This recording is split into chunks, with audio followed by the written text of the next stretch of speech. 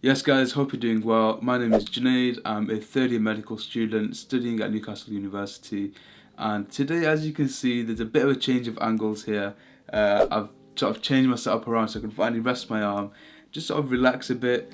Got some nice little Vimto as well, so grab yourself a drink. Today we're doing another COVID interviews video, and I'm going to be talking a bit about COVID itself and how that might be asked in your interviews. So I'll have the video timestamps somewhere on the screen and also in the description below. So if you want to skip to any part you think you'll find useful, then feel free to do that. When it comes to COVID itself, it's something that's quite likely to be asked in your interviews because it's very topical right now, and med schools typically like sort of discussing hot topics at interview, so you really want to make sure you know your stuff. Also guys, quick disclaimer, I am not a medical professional, I'm simply a medical student, and I'm not going to be giving any of my own medical advice or opinions in this video. I'm going to be sticking to the facts, no sort of speculation or anything like that in this video. So when it comes to the interview itself, I kind of doubt that you guys will have to know the science behind COVID or even sort of the science behind how it spreads and all that stuff. I'd say instead it's probably likely that you'll be asked about the ethics surrounding the vaccine and sort of the distribution of resources during the COVID pandemic. So that's something that we'll be discussing today later in this video. Another side note is that the COVID pandemic is something that's constantly evolving. So I urge all of you guys to sort of stay up to date about everything that's going on. And I'll leave a link down below to some resources that I use and also just some reliable sort of sources for your information. So I feel like I'm waffling a lot, so let's just get straight into the video. So as we know, there is currently a vaccine that's been approved for use in the UK. It's the Pfizer and BioNTech vaccine, and obviously with this there's going to be certain vaccination strategies that the government will use. Now we have to know that these vaccine strategies are likely to change over time as the sort of priorities surrounding the vaccine change, and it is a constantly evolving situation. But for now, the two main strategies on the table for the government to use are transmission reduction and direct protection. So first of all, transmission reduction. So in layman terms, this literally means to reduce the spread of the virus. Now for this to actually happen effectively, it requires the majority of the population to be vaccinated. And low-key, let's be honest, that just isn't happening anytime soon. Public opinion on the vaccine is far too conflicted for everyone to consent.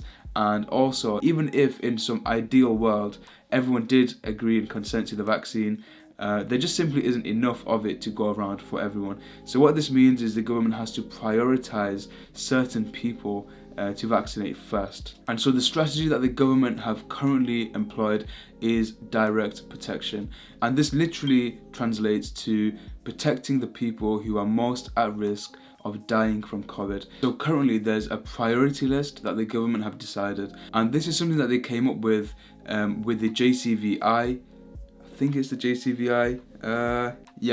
JCVI. So I'll leave a link down below to the independent review that was done by those guys, and it just sort of goes into the prioritization of certain individuals and how they sort of came to deciding those groups for prioritization. But to summarize it for you guys, there are three main groups that are currently being prioritized, and the first of these is those who are most vulnerable. So the current evidence states that the people that are most vulnerable are those who are the elderly, and this is because there's almost a sort of exponential relationship between your risk of dying with COVID and your age. And so what this has meant is that the government are really sort of pushing to vaccinate the elderly population first, especially those that live in care homes, because obviously the transmission rates in care homes will be a lot higher than if an elderly person sort of lived on their own. The second group of people who are being prioritized for this vaccine are healthcare workers. And that includes your boy as well, because I'm on placement and essentially I'm classed as a key healthcare worker.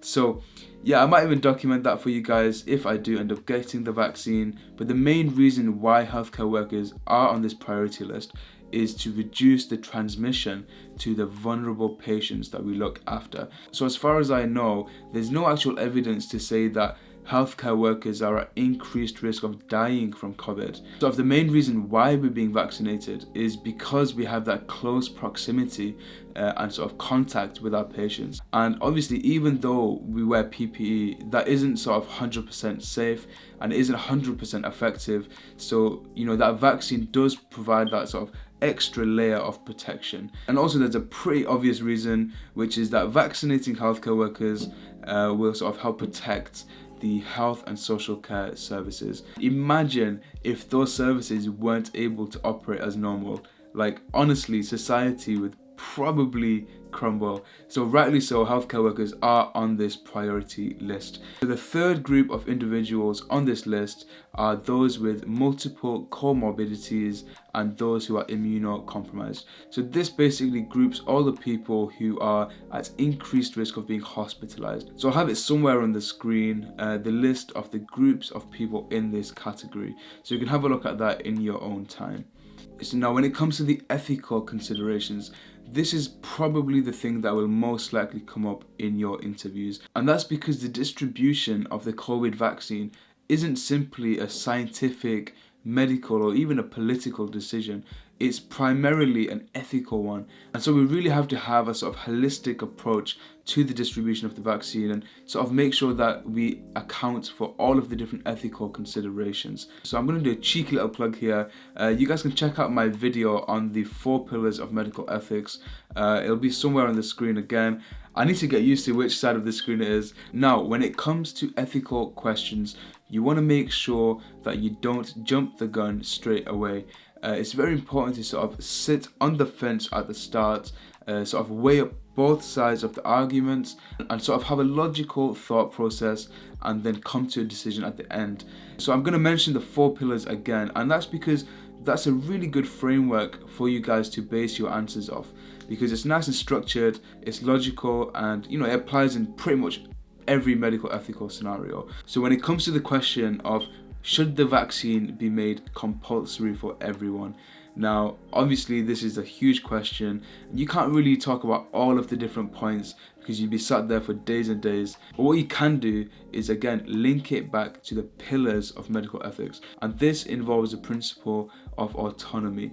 And that's all to do with a patient's right to accept or refuse treatment. You simply can't force people to take something against their will, even if it's in their best of interests and it's 100% safe and reliable. So it's the role of the government and also the doctors themselves to sort of educate people and just sort of hope that they make the right decision. When it comes to the vaccine laws in the UK, currently no vaccine is compulsory, although they are highly pushed forward and sort of recommended. They're not compulsory at all. So if you don't want to take it, then you don't have to. But these are extraordinary times, and sometimes extraordinary times call for extraordinary measures. So, maybe the government regulations will change. We'll have to wait and see. But for now, vaccines are not compulsory. If asked the question, why are some people prioritized over others? This will require you to have a good understanding of the current vaccination strategy. And this is something that I covered earlier. So feel free to go back and just sort of go over that again. And also just check the link that I put down in the description. That will sort of help you guys understand it in further detail. But again, the current strategy is all about preventing deaths. As we sort of gather more data about the vaccine and just sort of its effectiveness at reducing transmission, it's likely that the strategy will change to that reducing transmission strategy. And that's when we'll sort of see herd immunity come in and sort of the majority of the population being vaccinated. But currently, when it comes to the ethics of prioritizing certain patients, you can sort of apply the principle of justice. And that's because these people are being prioritized purely based off clinical need. If it wasn't for clinical need and it was just because they could afford the vaccine or because they lived in an area where there was more vaccine available, then that would be completely unethical. Again, the government has tried to be fair with this distribution, therefore the principle of justice isn't sort of breached in this case. However, the question still begs, is it fair to prioritize certain groups over others? Again, that's a matter open for debate, but I think this is where ethics really sort of help guide difficult decisions, because the government just simply don't have the time to debate who to give the vaccine to and who not to. You know, they've had to act swiftly and sort of make do with the data that they have. But this is why ethics exist in the first place, because they really help guide difficult decisions in difficult times. Just before I wrap things up, guys, for your interviews, again, just really make sure that you understand the current vaccination strategy. And if you do get asked a difficult question about the ethics surrounding the distribution of the vaccine, then make sure that you break up your argument into 2 points. And if you do get stuck, always just link things back to the pillars of medical ethics, because it'll help give you that framework and it'll help your answers be concise and straight to the point. So I hope this video helps you guys. If you find it useful, then feel free to share it with your friends. And if you want me to cover any specific topic for your interviews, then just leave a comment down below or just send me a message on my socials and I'll do my very best to make that for you guys. Also, I just quickly wanted to say that I really appreciate all the love and support you guys give. It doesn't go unnoticed, and I hope I can continue making these videos for you guys and hope you guys continue to find them useful. That's all for today, guys. If you enjoyed the video, drop a cheeky thumbs up and subscribe, and I'll catch you guys in the next one. Peace. Spreads and all that stuff. I think